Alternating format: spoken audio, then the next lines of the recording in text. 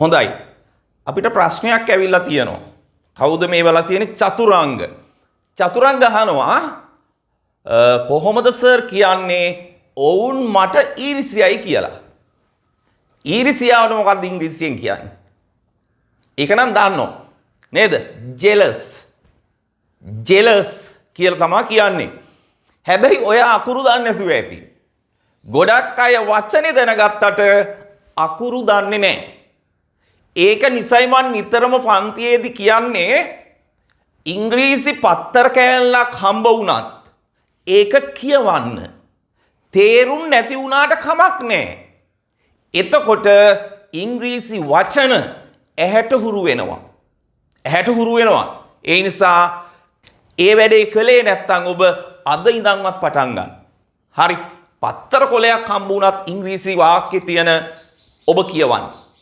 හොඳයි. චතුරංග හොඳට මතක තියාගන්න ඔවුන් මට ඊර්ෂ්‍යයි කියන්නේ මෙන්න මෙහෙම. ඊට කලින් jealous කියන වචනය ලියන හැටි ස්පෙලිං කියන්න ඕන නේද? jealous කියලා ලියන්නේ ලියා ගන්න. J E A L O U S. J E A L O U S jealous. jealous. right. දැන් කොහොමද අපි කියන්නේ ඔවුන් මට ඊර්ෂ්‍යයි. ඔවුන් මට ඊර්ෂ්‍යයි කියලා කොහොමද කියන්නේ? they are jealous to me එහෙම කියන්න එපා. ඒක වැරදි. නිවැරදි එක තමයි හොඳින් මතක තියාගන්න they are jealous of me. මොකද්ද? they are jealous of me. චතුරංග පැහැදිලි නේද? they are jealous of me. ඒක ඕන විදිහට කියන්න පුළුවන්. ඇය මට ඊර්ෂ්‍යයි. කොහොමද දැන් කියන්නේ? she is jealous of me. she is jealous of me. ඒක විවිධ විදිහට භාවිත කරන්නත් පුළුවන්. දැන් මං කිව්වොත් එහෙම ඔවුන් මගේ සාර්ථකත්වයට ඊර්ෂ්‍යයි. දැන් එහෙම ඉන්නවනේ ගම්වල එහෙම නේද? ගමේ විතරක් නෙමෙයි නගරෙත් ඉන්නවා. හැමතැනම ඉන්නවා. දැන් ඔයා දියුණු වීගෙන ඉස්සරහට යනකොට මිනිස්සු ඔයාගේ සාර්ථකත්වයට ඊර්ෂ්‍යකම් කරනවා. ඔවුන් මගේ සාර්ථකත්වයට ඊර්ෂ්‍යයි.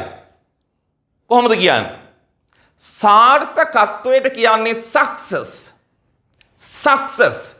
succeed කියන්නේ සාර්ථක වෙනවා කියන එක. ගොඩක් අය දන්නේ නැහැ. successful, successfully, success දන්නවා. ඒකේ ක්‍රියාපදේ ගොඩක් අය දන්නේ. හරි. ඒකේ ක්‍රියාපදේ තමයි succeed. සාර්ථක වෙනවා. දැන් මම මොකද්ද කියපු වාක්‍යය? මොකද්ද මම කියේ? හරි. ඔවුන් මගේ සාර්ථකත්වයට ඊර්ෂ්‍යයි. කොහොමද කියන්නේ? they are jealous of my success. they are jealous of my success. right. දැන් කවුරු හරි කෙනෙක් කාට හරි ඊර්ෂ්‍යකම් කරනවා නම් අපිට මෙහෙම අහන්න පුළුවන් එයාගෙන්. why are you jealous of his success? why are you jealous of his success? ඇයි ඔයා එයාගේ සාර්ථකත්වයට ඊර්ෂ්‍යකම් කරන්නේ? අන්න එහෙම අහන්න පුළුවන්. ඔබ මතක තියාගන්න ජීවිතේ කිසිම දවසක කාටවත් ඊර්ෂ්‍යකම් කරන්න යන්න එපා. right. දැන් ඔබට කවුරු හරි ඊර්ෂ්‍යකම් කරනවා නම් ඔබට කවුරු හරි ඊර්ෂ්‍යයි නම් ඒක ආරම්භ වෙන්නේ මෙන්න මෙතනදී. ඒක පවුලෙන් වෙන්න පුළුවන්. එහෙම නැත්නම් ඔබ වැඩ කරන ආයතනයේ වෙන්න පුළුවන්. ඔයාගේ ෆීල්ඩ් එකේ, ඔයාගේ ශාස්ත්‍රයේ වෙන්න පුළුවන්. හොඳට මතක තියාගන්න ඔයාට ඊර්ෂ්‍යකම් කරන්න පටන් ගන්නේ ඔයා ඔවුන්ගේ මට්ටම පසු කරලා ගියාම. හරි. ඔයා ඔවුන්ගේ මට්ටමට වඩා පහළ ඉන්නකම් කවුරුවත් ඔයාට ඊර්ෂ්‍යකම් කරන්නේ නැහැ. ඔයාට ඊර්ෂ්‍යකම් කරන්න පටන් ගන්න කොතනදීද? ඔයා ඔවුන්ගේ මට්ටමට හෝ මට්ටම පසු කරගෙන ජීවිතය සාර්ථක කරගෙන යනකොට. හරි. එතකොට ඔයා මොකද කරන්න ඕන? ඔයා ඒ මිනිස්සුන්ට වෛර කරන්න ඕනද? නෑ. ඔයා සතුටු වෙන්න ඕන. ඔයාගේ වැඩේ ඔයා තවත් හොඳට කරගෙන ගිහිල්ලා ඔයා සතුටු වෙන්න ඕන. ඇයි මම සාර්ථකයි දැන්.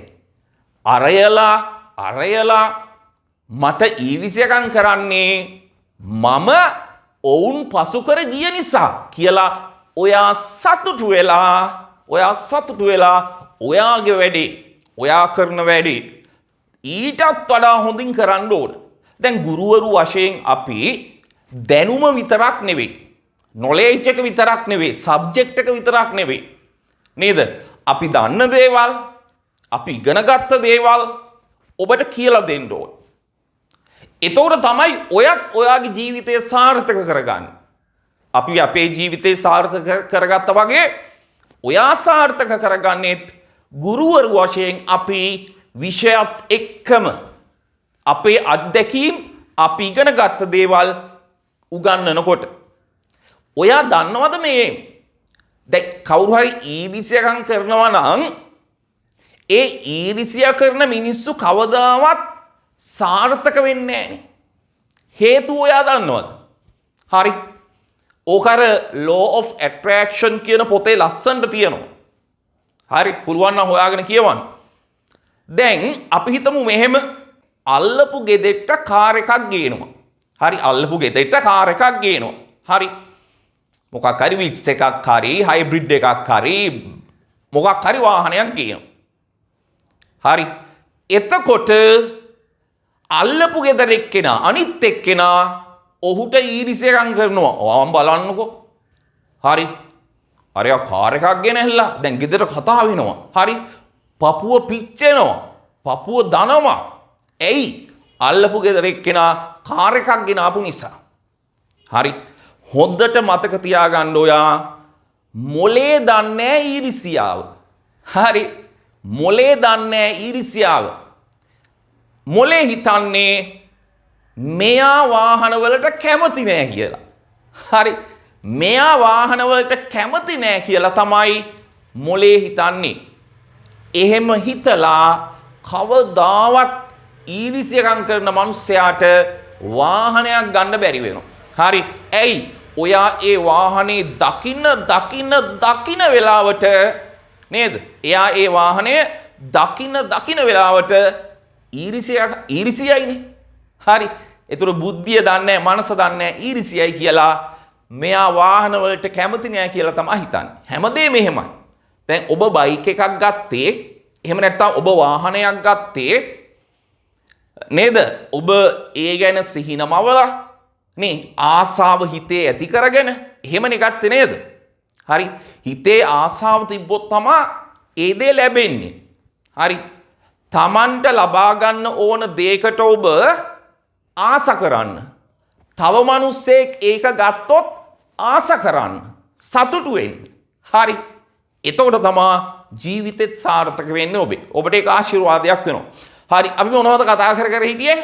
චතුරංගේ උප මැසේජ් එකනේ. චතුරංගේ උවේ jealous to නෙවෙයි jealous of. jealousy කියන්නේ ඊර්ෂ්‍යාව. ඒකේ නාම පදේ. මතක තියාගන්න jealousy කියන්නේ නාම පදේ. right? They are jealous of me. Why are you jealous of his success? ඇයි ඔය ඔවුන්ගේ සාර්ථකත්වයට ඊර්ෂ්‍යාකම් කරන්නේ? සමහර වෙලාවට මෙහෙම they are jealous of my wealth. wealth කියන්නේ ධනය, බූදලය. එහෙම නැත්නම් වත්කම. they are jealous of my wealth. ඔවුන් මගේ ධනයට, මුදලට, වත්කමට ඊර්ෂ්‍යයි. පැහැදිලි නේද? right. මම හරි ආසයි එහෙම ප්‍රශ්න අහලා එවනවට. එතකොට මට කියලා දෙන්න පුළුවන් ඔබ නොදන්න දේවල්. හරි. තව මොනවා හරි ප්‍රශ්න තිබ්බොත් එවන්න chat එකට. මම දැක්කොත් මම පටස් ගාලා උත්තර දෙනවා. right?